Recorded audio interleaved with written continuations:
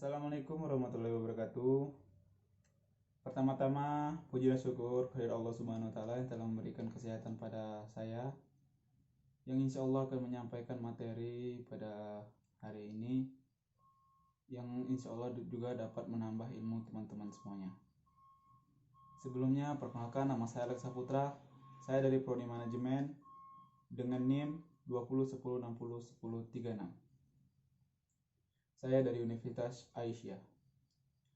Saya akan menyampaikan materi dari mata kuliah kemanusiaan dan keimanan yang bertemakan tentang iman kepada Allah Subhanahu wa taala.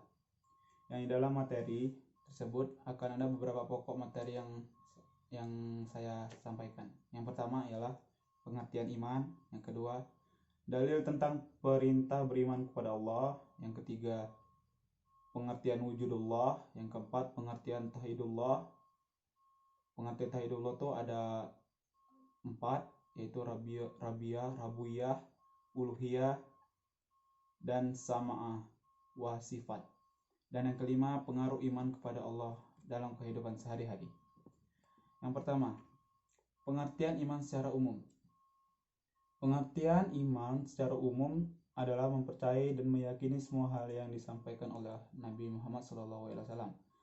Dalam hal ini berarti termasuk mengenai keutuhan Allah Subhanahu wa taala dan kebenaran Al-Qur'an. Iman secara bahasa sendiri artinya adalah percaya. Namun secara istilah iman bukan sekadar kepercayaan yang dalam hati, namun juga harus diwujudkan lewat lisan dan perbuatan. Dalam Islam, iman adalah pokok keislaman. Dengan beriman maka manusia bersaksi bahwa tiada Tuhan selain Allah Subhanahu wa taala yang patut untuk disembah, dan Muhammad SAW adalah sebenar-benarnya utusan dari Allah Subhanahu wa taala bagi segenap alam semesta. Dalam Islam sendiri dikenal 5 pilar keimanan atau rukun iman. Antara lain adalah sebagai berikut.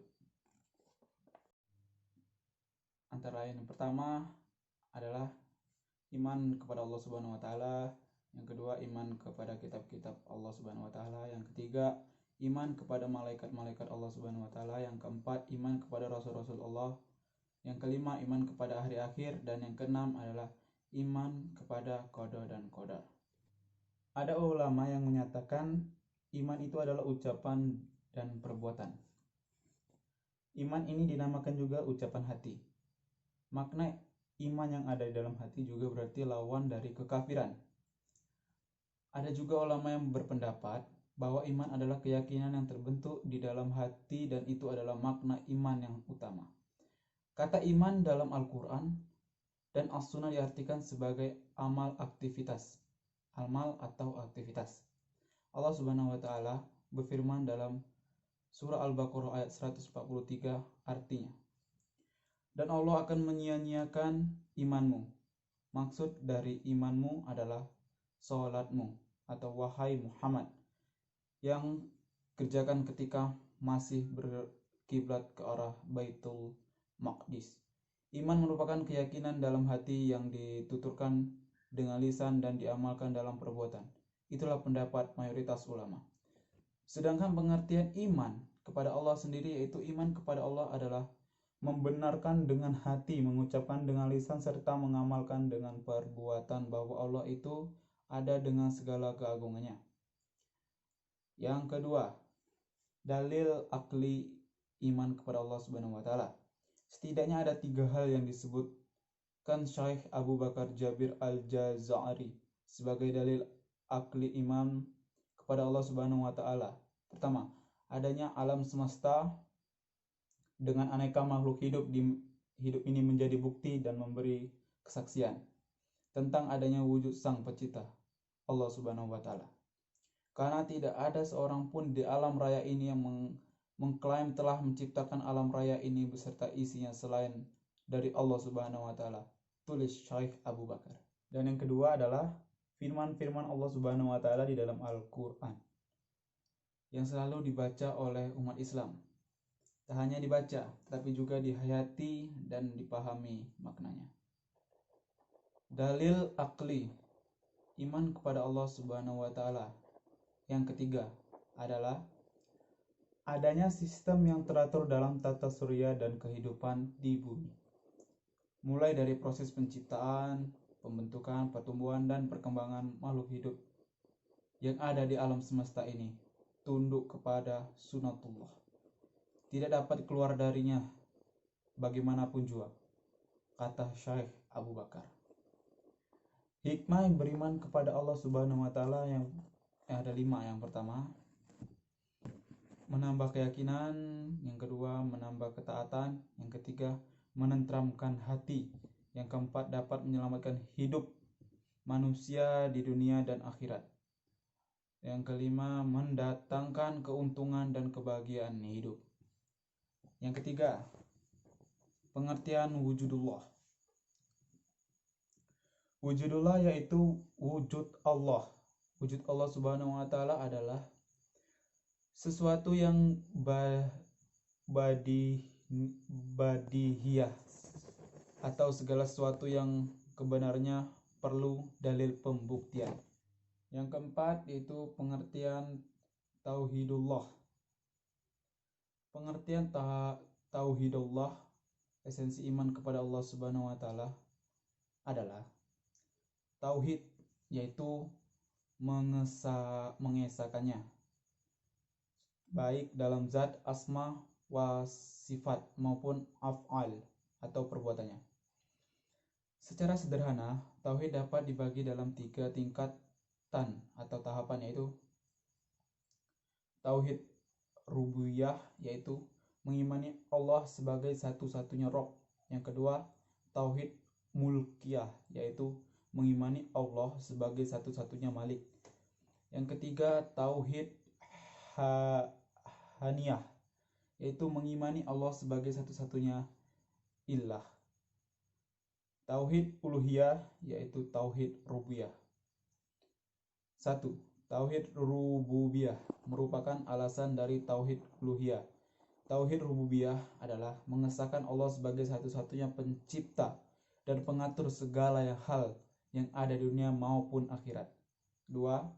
Tauhid uluhiyah adalah mentauhidkan atau mengesahkan Allah Subhanahu wa Ta'ala dalam setiap kegiatan ibadah. Segala macam ibadah harus dilakukan hanya kepada Allah dan untuk Allah. Yang ketiga ada tauhid asma wa sifat, merupakan bagian dari mentauhidkan atau mengesahkan Allah dalam akidah Islam. Tauhid ini merupakan bentuk penerapan pengesahan dari makhluk terhadap Allah mengenai nama-namanya dan sifat-sifatnya, yang mana nama-nama dan sifat-sifat ini telah diatributkan olehnya sendiri. Yang kelima, pengaruh iman kepada Allah Subhanahu wa Ta'ala dalam kehidupan sehari-hari. Iman kepada Allah sangat berpengaruh terhadap kehidupan seorang muslim, diantaranya 1. Membuat seseorang menegakkan syariat dalam firman-Nya. Sesungguhnya jawaban orang-orang mukmin bila mereka dipanggil kepada Allah dan Rasul-Nya agar Rasul menghukum atau mengadili di antara mereka ialah ucapan kami mendengar dan kami taat, dan mereka itulah orang-orang beruntung. Surah An-Nur 51. Yang kedua, menghindari syirik atau menyekutukan Allah yang nyata maupun tersembunyi. Bukankah Allah cukup untuk melindungi hamba-hambanya dan mereka mempertakuti kamu dengan sembahan-sembahan yang selain Allah? Surah Az-Zumar ayat 36. Yang ketiga, mencintai karena Allah. Seseorang mukmin akan mencintai seseorang yang juga mendekatkan diri kepada Allah. Mencintai karena Allah tanpa alasan-alasan duniawi yang membutakan. Yang keempat, jihad di jalan Allah. Yang kelima, loyalitas. Dan yang keenam, akhlak yang baik atau akhlakul karimah merupakan buah dari iman yang ditanam dengan kuat dalam hati seseorang mukmin. Manusia merupakan makhluk istimewa yang dikaruniakan akal yang bisa melakukan kebaikan atau kejahatan dengan akal. Namun, cahaya imanlah yang membuat seseorang mukmin selalu merasa diperhatikan olehnya.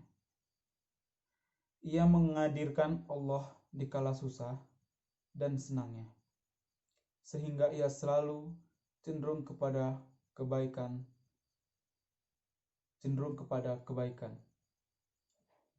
Semoga kita termasuk di dalamnya. Mungkin cukup sekian yang dapat saya sampaikan, materi yang dapat saya sampaikan. Lebih dan kurangnya saya mohon maaf. Saya akhiri, wabillahi taufiq wal hidayah. Wassalamualaikum warahmatullahi wabarakatuh.